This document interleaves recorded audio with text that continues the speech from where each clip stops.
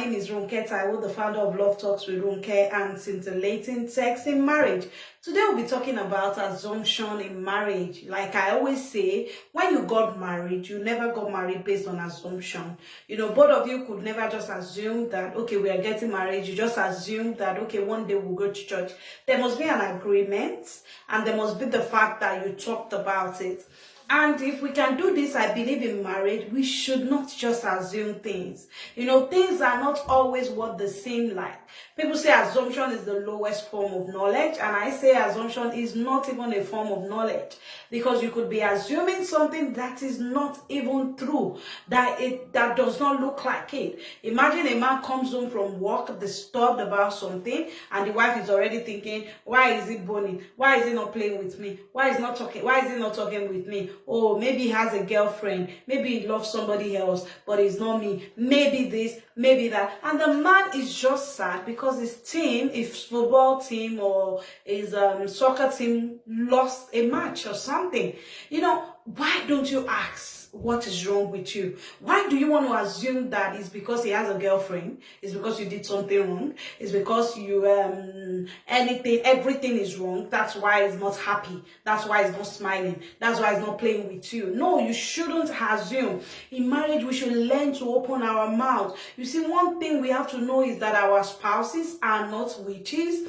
Our spouses are not wizards. Some of them could be spiritually attuned, but not all the time. Even people that are so spiritually attuned that they tend to have that are sensitive to things that happen around them, they might not know what you want at every point in time if you don't express your request to them. You are a woman, you're cooking in the kitchen, you're tired, you're doing everything, and your husband is watching TV and you're thinking, he should know that he should help me. Then you're cooking and you're doing it grudgingly, thinking, why is he not helping me? What does it cost you to just ask for his help? You were the one who went into the kitchen. You were the one who started cooking. He was probably watching a game or doing something. Not everybody will think you need help. Some might even think you want to be left alone. So you have to learn how to speak. The same thing with men. You have to learn how to express your feelings.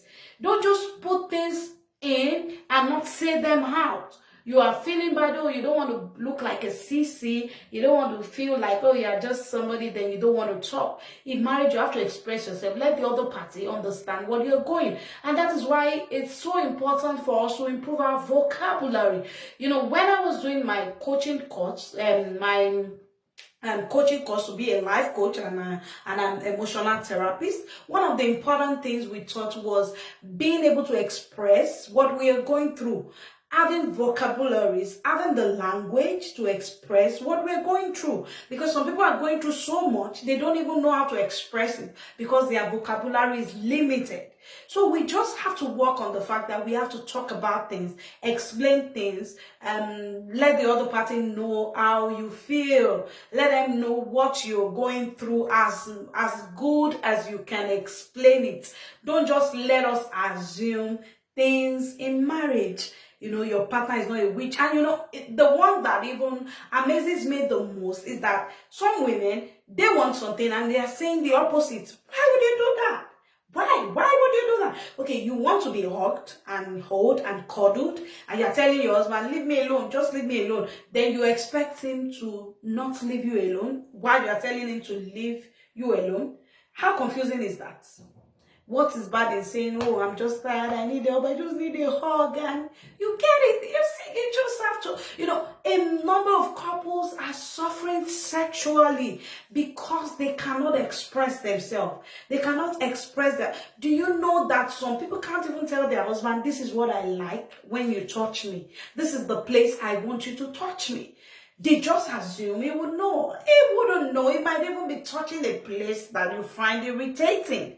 So you have to come out and, talk about what you are going through. Talk about what you want the other party to understand. Tell the other party what you want them to do. Don't let the culture of silence you. Don't let the culture of, maybe you shouldn't do, My husband will always tell me something, don't preempt me. Sometimes I want to do something and I just think if I tell him he won't do it for me, then I don't tell him.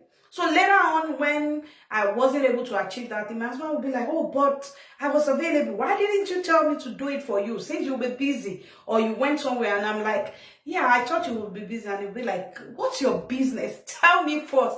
Let me be the one to tell you that I'm busy.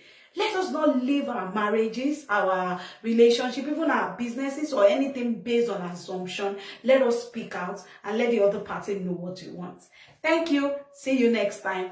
Bye bye. See you next time.